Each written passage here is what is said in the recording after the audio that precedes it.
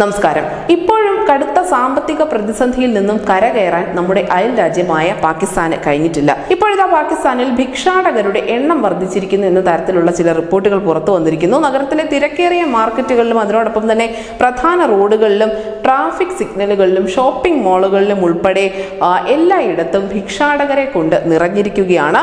മക്കയിലെ ഗ്രാൻഡ് മോസ്കിനുള്ളിൽ പിടിയിലായ പോക്കറ്റടിക്കാരിൽ ഭൂരിഭാഗം ആളുകളും പാകിസ്ഥാൻ പൗരന്മാരായിരുന്നു എന്നുള്ള ചില വാർത്തകൾ ഇതിനിടയിൽ പുറത്തു വന്നിരുന്നു. റംസാൻ മാസത്തിൽ ഏകദേശം 3 മുതൽ 4 ലക്ഷം വരെ പ്രൊഫഷണൽ ഭിക്ഷാടകർ കറാച്ചി പോലെയുള്ള മെട്രോപൊളിറ്റൻ നഗരങ്ങളിൽ എത്തിയിട്ടുണ്ട് എന്ന് കറാച്ചിയിലെ അഡീഷണൽ ഇൻസ്പെക്ടർ ജനറലായ ഇമ്രാൻ യാക്കൂബ് മിർസിൻ പറയുകയും ചെയ്തിരുന്നു. ഭിക്ഷാടകരും കുറ്റവാളികളും ഒക്കെ ഒരു തുറമുഖ നഗരമായ കറാച്ചിയെ ഏറ്റവും പ്രധാനപ്പെട്ട കേന്ദ്രമായാണ് കാണുന്നതെന്നുകൂടി അദ്ദേഹം വിലയിരുത്തുന്നുണ്ട്.